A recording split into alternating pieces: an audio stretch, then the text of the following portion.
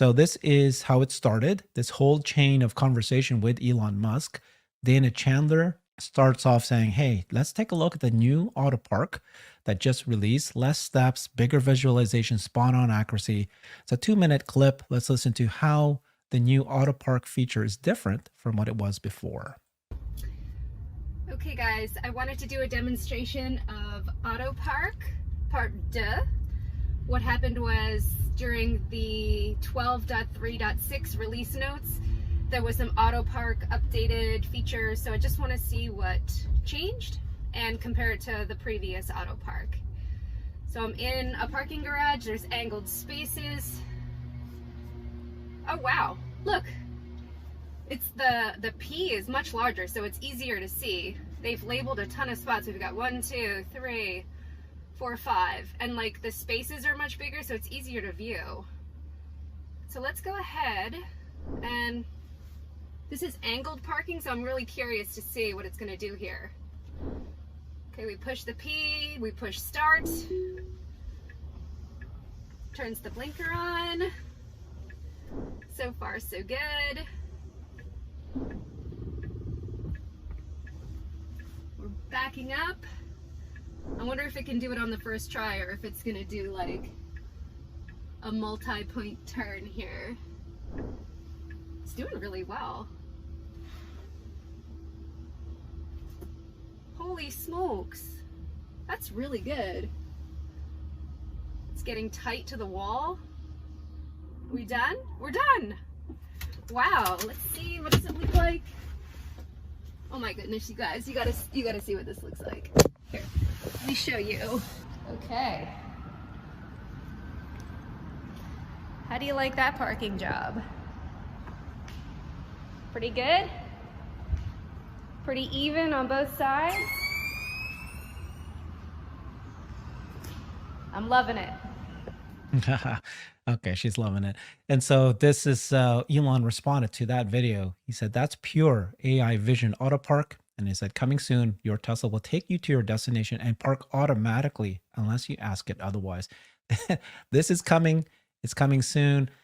You know, you go to your destination, let it park, like drop you off as close as possible to the entrance, and then it'll go find its own parking lot. So that one, you know, she triggered it. Any thoughts on what you know about AI auto park? Yeah, it's great to see this as a vision only auto park system because the best parking that Tesla had been able to achieve up to now was when they used the ultrasonic sensors. And, a while back they removed those sensors and they've been moving in this direction. And so to see kind of high quality ability to do this auto park at this level, finally with vision only, is great news. It needs to be tested in a lot more robust situations, more obstacles. Like, it was a pretty wide open area where they had to park other than, there was one vehicle in front of it. So it didn't have a whole lot of things that had to get around, but the precision to be able to identify the parking spot and just in one go nail the execution perfectly straight is really good. I've also seen a number of demonstrations of parallel parking that it's doing extremely well, from people like Edge Case or AI Driver. Those have been extremely encouraging. And remember, as Elon said, this is one of the big last pieces in the puzzle because we've got the ability now to do FSD on surface roads, and we've got the ability to do FSD on the highways. And the recent version 12 versions of FSD have had some ability to navigate parking lots and do some things. Every now and then they'll park kind of randomly. And so we've been kind of moving into this, but parking lots and parking spaces, garages, these are really the last thing that we don't have an actually fully fleshed out set of functionality for. And so it's great to see this because, if we do want to have a functional robo taxi system, parking is essential. And so, yeah, I'm excited to see the progress here. It's funny that you said last piece of the puzzle. That is what Stephen Mark Ryan also said. And then Elon replied to him saying, actually smart summon. So that's his ASS.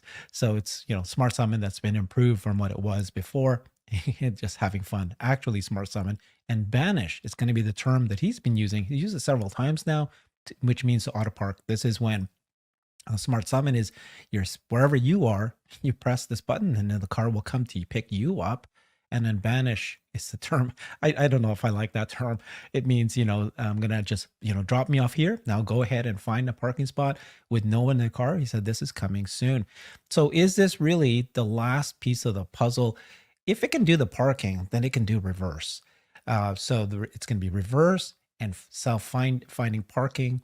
But obviously there's all the critical disengagement that still need to be solved. But is this truly the last piece of the puzzle? If you've got this, you're just basically now just critical disengagements. Yeah, I mean, a couple of things to think about here. One of them is that, man, being able to find parking consistently without the driver in the vehicle, like that's a huge step. And you can imagine lots of like what happens if it goes and it can't find a parking space nearby? Like, does it just keep going further and further away until it finds one? Is it able to execute those maneuvers with 100% reliability every time? Because if not, then what happens? Like, there's some complexity here that we really will have to, you know, watch closely to see how Tesla solves these problems. The other thing is like you're talking now about a level 4 system. This is not level 2. This is the vehicle driving itself with 0 occupants. And that is a huge leap. And so if we see it doing that for the first time in these parking scenarios, then that's a proof case that this is something that the vehicle is capable of, and it just needs to be scaled up in order to go back. So, like, this is kind of the last thing that we're adding now to our FSD stack, but it's the first thing that's going to be level 4. And yeah, that's an encouraging thing. It's an exciting thing. It's a somewhat scary thing. I think as an owner, you know, if had this ability on my car, I would be very hesitant about using it at first. Like I would definitely try it out in some controlled scenarios and try and build up some personal confidence before I just let it do its thing, you know, wherever, especially in a situation downtown, in lots of traffic. So yeah, it's kind of wild to think about that we are at this point right now in the development, and I can't wait to see what's next. But I guess Yeah. one more thing to add to that is that we are about to be on, I think that 12.4, based on my speculation. So, you Hmm. know, could be wrong, could be ramblings of a madman, as Tom likes to say. But I think that 12.4 is going to be the first version of FSD that was trained on the new unconstrained compute, and that the rate of progress is going to continue to accelerate, and that it could be that Yeah. full, you know, Elon said that 12.4 is basically a full training run on the entire neural net end to end. And if that is where we get these new parking procedures and we see a giant leap forward in capability, and we know that, well, 12.5 is right behind it, and it was basically a full train of the neural nets end to end again after 12.4, then like the implications of that for the ability of Tesla to go all the way on this solution using their new architecture is pretty Mhm. profound. Yeah, we'll wait for that. It's supposed to come very, very soon. So this next bit here, I think, is very interesting. This is with trying to understand what it is that's actually happened and how can Tesla take full advantage of the data lead that they have, all the data. In the past with heuristic coding, they really couldn't take advantage of all that data. But now that they've switched to neural net, now that they're no longer compute constrained, this is when it's really valuable for them. So we're gonna now watch a clip of Bill Gerstner and Bill Gurley. They did a good job of explaining this. Elon Musk replies to this, and he says this is accurate. Let's listen to this conversation here. Notes where users are Tesla drivers are saying they're uploading 10 gigabit a night, and Right. so you had to have the Wi-Fi infrastructure. Totally. Like how would it be possible to upload that much? Here's someone whose Tesla uploaded 115 gigabyte in a month, right? And so these are massive numbers, and the infrastructure 5 years ago, your car couldn't have done this. And, I think we'll talk about competition in a minute, but like, who else has the capacity to do this, right? It's unbelievable to like the footprint of cars they have. And then the notion that, oh yeah, we could just go upload this data. And it is a buttload of data that's right. coming. And even with this architecture, so you just do the math, 5 million cars, 30 miles a day, I think 8 cameras on the car, 5 megapixels each, and then the data going back 10 years, right? This amount of shadow data, you could combine the clusters of every hyperscaler in the world, and you couldn't possibly store all of this data, right? That's the size of the challenge. So what they've had to do is process this data on the edge. And in fact, I think 99% of the data that a car collects never makes it back to Tesla. So, they're using video compression, these remote send filters, they're running, neural nets and software on the car itself. So basically they, for example, if 80% of your driving is the highway and there's nothing interesting that happens on the highway, then you can just throw out all that data. So what they're really looking for is, what is the data that is a long way away from the mean data, right? So what are these outlier moments? And then can we find tens or hundreds or thousands of those moments to train the model? So they're literally pulling this compressed, filtered data every single night off of these cars. They built an autonomous system. So before, they would have engineers look at that data and say, okay, what have we perceived here now? How do we write, this patchwork code? Instead, this is simply going into the model itself. It's fine-tuning the model. And they're constantly running this autonomous process of fine-tuning these models. And then they're re-uploading those models back to the car. Okay. Yep. This is why you get these exponential moments of improvement, right? Yep. That we're seeing now, which then brings us back to Bill, this question. Tesla has 5 million cars on the road. They have all this infrastructure. They have they are collecting this data. We know they're a couple years ahead. Think about Waymo, for example. They're still using the old architecture. It's geofenced. I don't know. They have 30 or 40 cars on a road, and they're only running So do they have any chance? Does Waymo have any chance of competing or even adopting this architecture? I'm going to leave it there because we know the answer to that. But let's take a look at what Elon said. Right, accurate analysis. Only but 1 in 10,000 of distance driving is useful for training. So the highway stuff doesn't really matter. But it's only 1 in 10,000. That's amazing. Highway stuff may matter. It's just 1 mile out of every 10,000 miles driven is useful data for training and improving the quality of the FSD neural net system today. So, but the limit factor used to be the AI training compute, but now it's validation as the interventions are so rare. Yeah. Tell me what you think about everything you just saw there. I understood what Elon means there by validation, but let's go back to the Brad Gerstner and Bill Gurley conversation. So if you haven't been watching the BG2 podcast and you're an investor, I highly, highly recommend it. I've been a huge fan of the All In podcast basically since it started. And actually the BG2 podcast has surpassed All In for me personally. I would prefer to, if I had to choose one versus the other, I would listen to BG2 over All In because the commentary that they share back and forth is more relevant. I think All In is more of a high level, and BG2 is really just talking about investments and whether it's things in macroeconomy or they do deep dives on specific technical subjects. They do a great job. That said, right here in this conversation, they're straying into my wheelhouse, and it's kind of interesting to hear them finally coming to understand things that Tesla has been talking about and we in the retail community have known for literally years. What they're describing is things that Andrej Karpathy was speaking about in AI days long, long ago, that it's not just the quantity of data you have, it's the quality of the data you have, and you have to have the right distribution of data. That was something that Andrej told us a long time ago.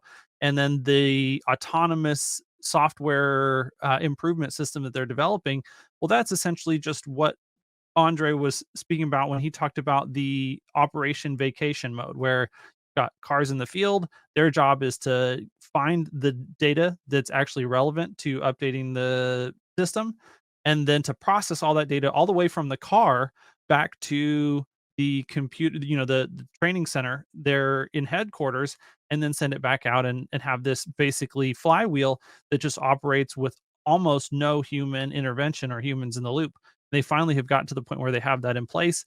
And when Elon said that we're no longer compute constrained, that was really the last bottleneck of saying, okay, we have everything now in place, and now we're looking at validation and testing is the next bottleneck. And so I don't know if they're talking about, validation in the vehicles. Are they talking about scaling up? Because one of the things that they do have is they have a bunch of FSD computers that are not actually running in cars. They're running in a data center where they're actually driving in simulated or recorded video situations, and it's testing to see, hey, this is, a scenario in the past that the system failed on, and now we've made some tweaks to the system. We'd like to see, does it continue to fail in those areas or does it pass those areas?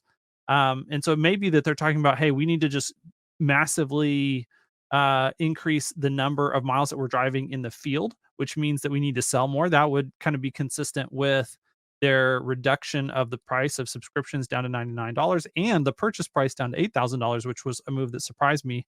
That real world data, I think, is a big piece of the why they're um, reducing that price. And I think that's part of what they're doing for this validation and testing on their improved models.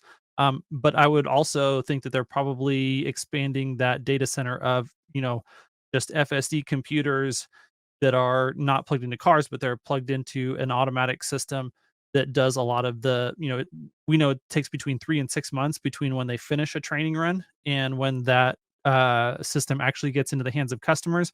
What's it doing in between those times? Well, it's a lot of that validation testing. And I think that that's going to be a big piece of it as well. So I 100% agree with the analysis here that there really is no other company that's in a position. It's not Waymo. Waymo's not going to do this. Cruise is not going to do this. Uber is not going to do this. Like, none of these companies have the infrastructure in place to solve this. And one of the things that Bill Gurley said in that episode was, if you just look at Occam's razor, the simplest solution to the problem is the most likely to succeed. And what could be a simpler solution to the problem of driving than you actually take in data in a way that is similar to the way that humans take in data through cameras, which we have two of, and then process it with a neural net brain, and then turn it into control output. And so the person who has the biggest ability to take in the real data, so 5 million cars on the road, process the data, whether that's being processed, there's a part of that Tesla has, that they're processing this data in every vehicle to decide which one of those 10,000 miles needs to be sent back to headquarters. The task of filtering that data down from 10,000 miles of driving data to one data happens primarily in the computers in the cars, and then it gets uploaded, and then they're doing further processing on that there in headquarters to update the system. Like, there's just no one who has that entire pipeline and then the ability to order up 10,000 H100 GPUs and get them delivered by Jensen at a time when everyone else is trying to get them and get that system into production, and actually put those GPUs to work on solving this very narrow use case problem. It's not a general problem, and they're not, using those H100s to serve any other customers besides their own needs. Like, all of these things are things that if you look out into industry, no one else is doing any one of these things, much less all of them combined. And you'd have to do all of them combined in order to solve the problem. You just answered this question, so I'm going to ask you again, though. Do you or do you not need to have data? So Elon has said, right, that if you have 6 billion miles of full self-driving data, that's what he estimates it. Now, this was a long time ago during the master plan part 3. That's when you're going to get worldwide regulatory approval. You have enough data to be able to solve all the edge cases, you'll get there. Do you need that? Do you need a supercomputer? Because people are telling us that Waymo, Cruise, that all these Chinese car companies, they're using LiDAR. They're expanding from city to city. You can today order a robotaxi in San Francisco, sit in a car, have you driven. People don't realize, though, of course, that is many times it's teleoperated, right? like every 3 miles. There's somebody watching it like a game, and they've got a joystick.